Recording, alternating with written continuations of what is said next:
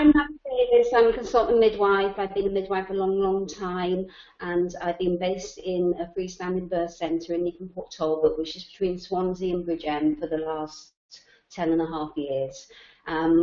Both Christine and I started working here in December of 2004, and Christine came as my secretary at that point in time. Never really worked in the NHS, and we realised very early on perhaps we were the ones that were going to end up counting everything, and we'll carry on with that with the presentation as we go along. I'm Christine Buckland. My title now is Clinical Governance Facilitator, but 10-11 years ago when I joined the NHS, I was employed as Maggie's secretary, and my role evolved as Maggie's secretary and kept evolving into this current role. But one thing that has been consistent from then until now is the collection of the maternity data. That is something through various jobs within obstetrics I've maintained and carried on working with Maggie to get some accurate data. Okay, well, I am a numbers person and I do like data. I know we're all very different. I see numbers, I don't always see words, and I quite like this presentation to begin with the non-linear pattern with outliers. But it's very happy with the data because it's given us a nice little base there. A little bit of my history. As I've said already, I've been a midwife a long time, but in 1997 my journey with freestanding birth centres or freestanding MIUs started when I was a manager that managed an obstetric service to a freestanding birth centre in another part of South Wales. That actually opened in 2002, and then I came as a consultant midwife, already said, in 2004 when the birth centre in Neath and Talbot opened. It actually opened in August of 2004, and I started work here on the 1st of December, so a little bit behind that time.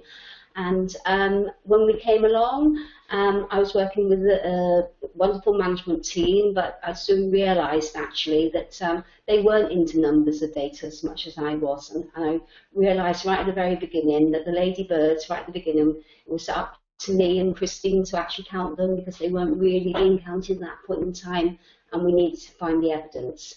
So we've been counting, both of us have been counting the ladybirds ever since, and I've already said Christine was employed as a secretary at that point in time, but I'd never worked in the NHS, so this was all new to her as well when we started here. And we just had to sit down, and I said, well, it's our job now, we've got to do the counting, this is what we need to count. So what did we count? And as I tell everybody, we counted everything. We counted if it didn't move, and if it did move, like the lion, we stopped it and we counted it as well. So anything that we could possibly think that we needed to know about, we would count. Over the years, the ladybirds, what we've counted have changed, but some have remained the same. We've obviously needed to count the number of births that are going on, what I call the care delivery, what analgesia the women's had, the perineal trauma, the breastfeeding, whether they've been in water, out of water, had TENS machine, stood on their heads, whatever, has remained the same throughout the last 11 years, and we've got plenty of data around what goes on there. Some of the counting, the ladybirds have gone. We started off actually counting all the telephone calls that came through to the birth centre because we wanted to make sure that everybody realised it was a viable service. What happens very often when there are only, well, we have 400 to 500 births happening in Neath and Talbot, but what happens sometimes, a manager or an accountant comes along and thinks, well, we can put those 500 birds into another unit and we don't need to have a small unit. But we were having thousands of telephone calls and nobody takes that into account about what's happening with them. It was very much a new service when our partners and family members could stay overnight in our double beds, and we wanted to know how often this was happening because it's a very big selling point for the birth centre, for the local women and the women beyond the local area. And we actually did look at what was happening with the team of midwives. Not the team of midwives that actually encouraged the women to come to the birth centre, but who actually were doing the birth as well, and what their practice was happening at the time. But over the years, we've stopped some of those things going on. I put up the slide here of a protest. I've been involved in lots of public consultations when reconfigurations of maternity services happen. around South Wales, but recently I've been in West Wales and I've been in North Wales, helping with their change of service. And every time you want to change an obstetric service to a midwifery-led service or a freestanding birth centre, the public will always come out and protest. You can't blame them if there's something that's been taken away from them. But what they're not realising is what actually is they're getting an excellent service on the back of that. And they always want to know, whenever you talk to anybody, the midwives, the public, whoever, what if? What if I need an emergency cesarean section in 10 minutes? What if I'm bleeding to death? What if I'm having a core prolapse? What is happening there? And unless you have reliable data for what is going on, you can't answer these what ifs. Even though in your heart you know they don't happen very often, you have to have the pure evidence to be able to tell them what is actually going on. Obviously, you need to count the transfers. We divide our transfers, and we always have done in the beginning. Because we're in Wales, we've got our All Wales Clinical Pathway for Normal Labour, and our part 2 of our pathway is risk assessed at the beginning of labour. It's when a woman comes in, and for whatever reason, she's not going to stay with us, she's going to be transferred quite quickly. And we call that for labour, because she's not really labouring in the birth centre at that point in time. The ones during the interpartum period where women have laboured for some time with us and then need a transfer. We've got maternal postnatal transfers when manual removal of placentas or suturing needs to be done in another unit, or postpartum hemorrhage, or temperatures up. And we've obviously got our neonatal ones, obviously the ones where the babies are born in poor condition, or even they need a second opinion, or the cord blood's been positive and they need to be transferred there. So it's just dividing what's going on there, really. What's most important probably is the acute emergencies, because they are the what ifs. How often are babies born in poor condition, and how often do these mothers really have a big postpartum hemorrhage? And you know, it's giving the answers to the public of the rates to know what's happening there. We've also always audited our transfer times from the beginning to the end, from the decision when a woman is needed to be transferred, or a baby, to when she's on that bed on the receiving unit's labour ward, or the baby's in the cot. Obviously, you know, we have the same problem with ambulance as we've got in the whole of the UK. They will only tell us they're coming to us within 8 minutes, 60% of the time, and that doesn't happen. So we need to know what is happening. And over time, that's actually increased because of the ambulance service, not because of anything that we do. Very important from a freestanding MRU, and obviously important from home. But we mustn't forget, when we've got alongside MRU, we forget that sometimes. We think it's only a room off the labour ward, it's only a floor down, and they're going to get up to those labour wards quickly.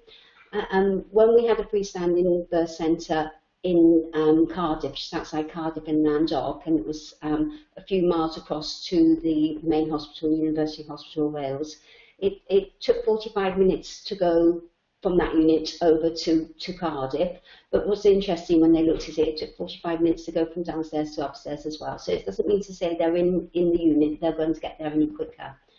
And the one thing we probably haven't been very good generally, I'm generalising here, is actually counting the time when it takes from a midwifery-led care woman on a labour ward to actually be transferred or seen by a doctor if there's a problem as well. We have that answers from our freestanding birth centre because we've counted them. And of course, these times are really important when you do get the acute emergencies, because it's going back again to what the public want to hear about. So how do we collect the data? Well, we did it manually. In fact, we still do an awful lot manually on a spreadsheet at the moment, because our numbers are small and we can do that, and it's easily done. We've now obviously got maternity IT systems in place. We've had 2 different ones since we've been here. One we got, Christine very much got to grips with, and we could get any information, and one we changed a few years back, we're still having some teething problems with. Our biggest problem with the data collection here is probably the quality of the data going into the computer and getting an advisor to make sure that it's good quality data. Because for years they had computers, they put data in, but they saw nothing coming out. And we're working very hard with them now to make sure the quality going in is good. So what have we learned, and has the data collection changed? Well, we are more selective in what we count. We realise that we have an awful lot of data that we don't always use. Since 2008, we have divided the data into non-Paris women and Paris women, because we wanted to find out what was happening with our non-Paris women. And like everything else, they are the women more likely to be transferred. But we can also tell them 42% of the women giving birth in the freestanding birth centre are actually having their first babies. So we can weigh it up to women when we talk to them as well. We've also now collect the time the woman is seen by a doctor, or the baby is seen by a doctor when she gets to the obstetric unit. And again, on average, it's about 25 minutes. They're not seen immediately, which I think people may think they are. Just a little story is that we had a woman come in with low fetal movements. No, she came in the latent phase, sorry. She came in the latent phase in labour. The midwife wasn't too happy with the baseline. She thought it was a bit low, it's about 100. So she arranged for that woman to be transferred down to our receiving unit. The doctors are waiting for them. And within 72 minutes of her arriving in our birth centre, the baby was born in very poor condition in Princess of Wales Hospital. And our responder at the time thought it was a long time we were waiting, but when we added on our transfer time, and time we actually, time on average women to wait to see a baby, we actually had that baby out within about 10 minutes. Quicker than anything else that we had done. So I said, well, you should be congratulating the team. We've actually done very well on that. And it was only by having the data that we could answer those questions. Of course, since 2011, we've got the Birthplace Study, which I wish I had back in 1997, and definitely in 2002 and 2004. And we've been now comparing our adverse outcomes, so we can measure them to the Birthplace Study for freestanding birth centres, and again with our alongside MRU in Swansea as well, so we can measure them to see what is going on.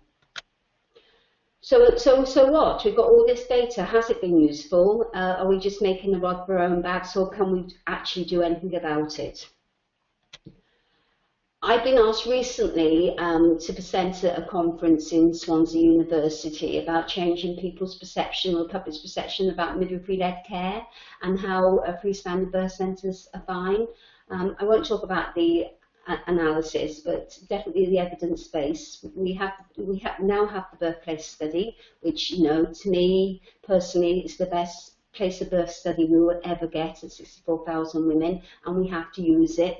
It's nearly been published 4 years now, and we still have got midwives that really don't understand what was being said and don't use it to its advantage.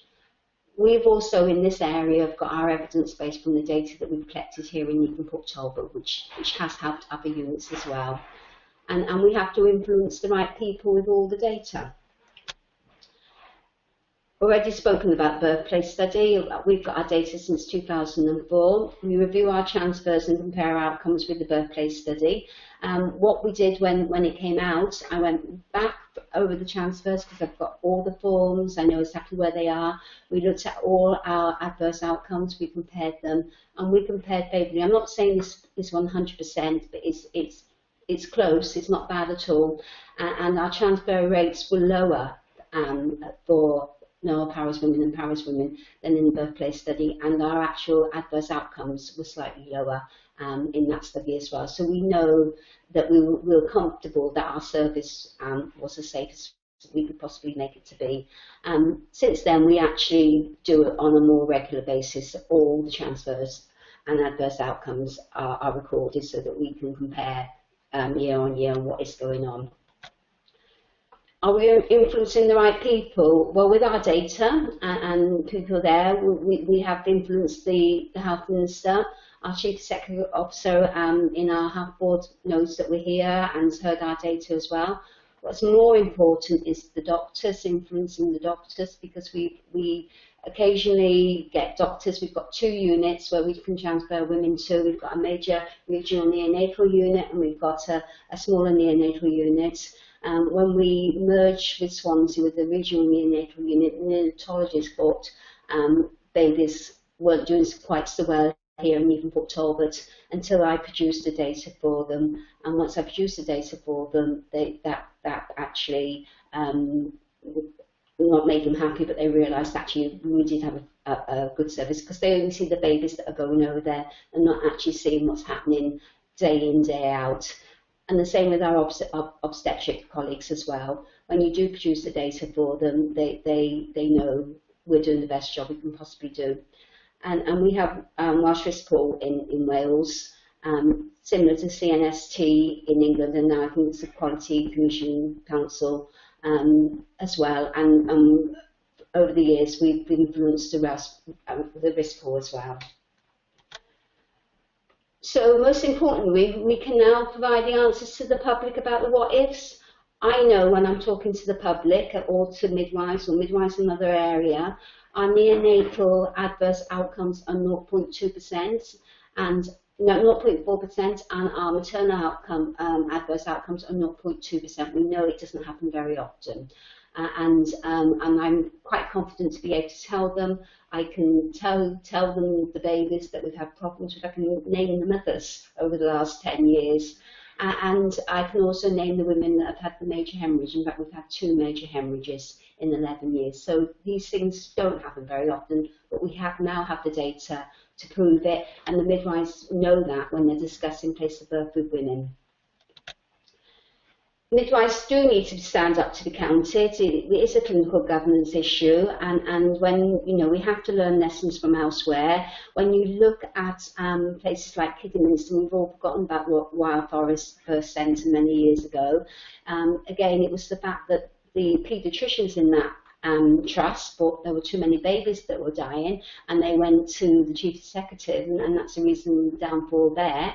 And because nobody realised just what was going on. Even controversially to the Albany practice, that they thought the perinatal mortality was higher than what it needed to be in that area. And even going now to Morecambe Bay, when you look at the babies that have died there. So we do need to learn these lessons. We need to know what's going on in our units. We need to know if we start to have a cluster that we're doing more investigations and we know what is happening. And we need evidence that the service is safe, and I'm quite confident that we've got that evidence that our service is safe here in Neath Talbot.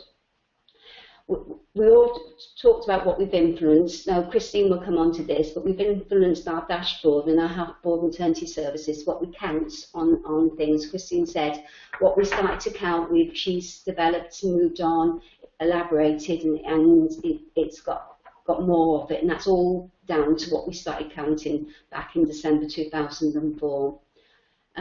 Our community teams, we know the activity of what they're encouraging people to be at home or come into the birth centre, that they're doing the job they need to do. And even midwifery practice, we're beginning to, with our overall data for the whole health board, we're beginning to look at our midwifery practice. In Wales, we have a mandate from the Welsh Government to increase our midwifery-led births to 45%. So we're beginning to look at the midwifery practice and can we do more, and can we do more with women having their first babies. And some of this data has actually been influencing some of that as well. We've not only influenced our own data within our health board, but also with other Welsh health boards for their reconfiguration of their maternity services.